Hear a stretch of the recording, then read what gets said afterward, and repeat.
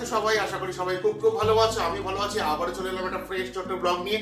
তো বাজে এখন সকাল 10টা, আর আজকেও একদম হাড় কাঁপানো ঠান্ডা যাকে বলে, মানে উঠতে ইচ্ছা করছিল না। তো আজকে সকালবেলা একটা জিনিস করেছি যে একেবারে চানটা করে নিয়েছি, কারণ দাস দুদিন ধরে না দুপুরবেলা বাড়ি এসে চান করতে তখন বড্ড আলিশে লাগে। তো চানটা একটা বড় জিনিস, তো বড় একটা কাজ মিটে গেছে আজকে। তো ঠান্ডাটা একটু কমই লাগছে। একদম সবে চান করে উঠেই মানে জামা কাপড় পরেই ব্লগটা শুরু করলাম। তো বেরোতে হবে কাজে, তার আগে মা টিফিন করছে সকালবেলা রুটি, আর তরকারিটা দেখিনি, সম্ভবত আজকে বিটের তরকারি কিছু আছে, বিট ভাজা, বিট আলু ভাজা আর রুটি, এটাই আর কি জানি এখনো পর্যন্ত। তো যাই হোক, সকলকে জানাই সুপ্রভাত, গুড মর্নিং, শুভ সকাল। কামনা করি দিনটা সকলের খুব খুব ভালো কাটুক, আর সবাই তোমরা একটু প্রে করো যেন আমারও দিনটা আজকে খুব খুব ভালো কাটে। তো রাস্তায় চলে এসেছি, মেন রাস্তা। তো দেখো কীরকম ফাঁকা ফাঁকা মতো, সেরকম একটা ভিড় নেই। সকালবেলা 10টার সময় যে ভিড় থাকার কথা, সে ভিড় একদমই নেই আজকে। তো যাই হোক, চলে এলাম আমার কাজের জায়গায়। তো মার হাতের গরম গরম রুটি আর বিট আলু ভাজা খেয়ে একদম চলে এসেছি। আসলে আজকে আমি একদম সময় পাইনি যে একটু টিফিনটা করতে করতে তোমাদের সাথে একটু গল্প করব, মা কী করলো সেগুলো তোমাদেরকে দেখাবো।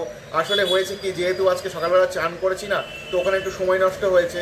আর 10টা ঘড়ির কাঁটায় বেজে গেলেই আমার একদম সময় থাকে না বাড়িতে বসার, কারোর সাথে কথা বলার। সেই জন্য ব্লগটা আমি বাড়িতে আর শেষ করতে পারলাম না। ব্লগটা আজকে আমার কাজের জায়গায় এসেই শেষ করতে হচ্ছে। আর উত্তরে হাওয়াটা কিন্তু আজকে মারাত্মক দিচ্ছে, আর আমি তো উত্তর দিক ফিরেই বসে থাকি সারাটা দিন। মানে বুঝতেই পারছো কীরকম একটা ব্যাপার। আর রাস্তায় তো দেখালাম সেরকম একটা লোকজন বলতে কিছু নেই। মানে অন্য দিন না 10টার পরপরই রাস্তায় দারুণ ভিড় থাকে, তো আজকে সে তুলনায় কিছুই দেখলাম না। আসলে যেটা হয়, একটু ঠান্ডা বেশি পড়লে মানুষ একটু বাড়িতে ল্যাদ খায় বেশি, কোনো প্রয়োজন থাকলেও মনে করে যে একটু বেলা হোক তারপরে বেরোবো।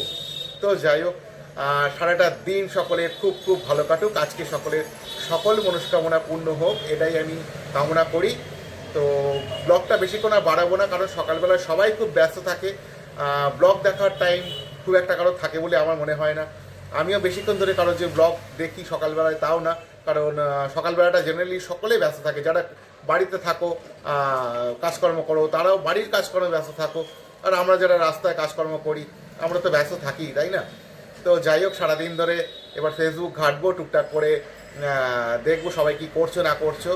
আর আমার ব্লগগুলো কেমন লাগছে কমেন্ট বক্সে অবশ্যই জানাও।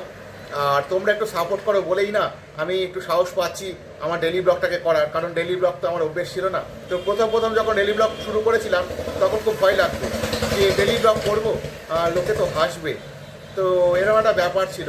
কিন্তু যখন তোমরা একটু আধটু কমেন্ট করছো, একটু আধটু সাপোর্ট করছো, তখন মনে একটা সাহস এসে গেছে। তো সেই থেকে শুরু করে দিলাম। যাই হোক, আর বেশি বকবক করবো না। একবার আমি তোমাদের সাথে কথা বলতে বসলে না, মানে টাইমের কোনো ঠিক থাকে না। তো চেষ্টা করি যে একটু সংক্ষেপে মিটিয়ে নেওয়ার জন্য, কিন্তু কতটাই আর সংক্ষেপে করব, মনের কথাগুলো বলতে গেলেও তো একটা টাইম লাগে, তাই না? তো যাই হোক, এখানেই ইতি করছি। দেখা হবে পরবর্তী কোনো ব্লগে, অন্য কোনো মুহূর্তে। সবাই খুব খুব ভালো থেকো, সকলকে খুব ভালো রেখো। টাটা।